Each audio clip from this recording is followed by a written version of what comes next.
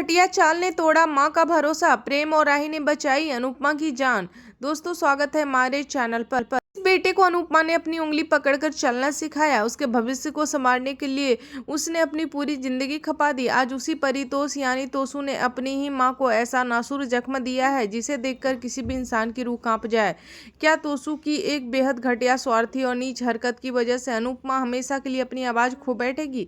और क्यों अचानक प्रेम और राही को अपनी सारी दुनिया भुलाकर अपनापन में अनुपमा को लेकर अस्पताल की तरफ भागना पड़ा? चलिए आज इस एपिसोड के बारे में कच्चा चिट्ठा खोलते हैं। एक तरफ हमारी अनुपमा अपनी मेहनत, आत्मसम्मान और एक प्रतिष्ठित कुकिंग कंपटीशन के जरिए अपनी जिंदगी की नई पारी खेलने की कोशिश कर रही है। वहीं दूसरी तरफ उसका अपना ही खून यानी तोसू अपनी लालच और हीन भावना में इस कदर अंधा हो चुका है कि उसे माँ और एक कट्टर दुश्मन के बीच का फर्क पूरी तरह भूल चुका है।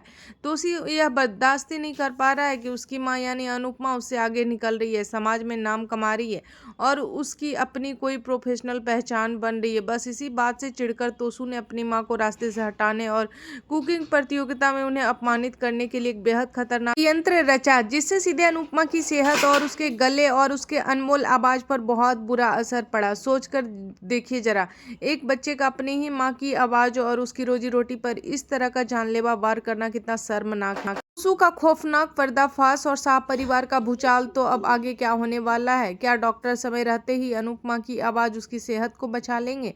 क्या तोसू का यह काला, घिनौना और आपराधिक सच आखिरकार अस्पताल के उस कमरे से बाहर निकलकर पूरे परिवार के सामने आ जाएगा?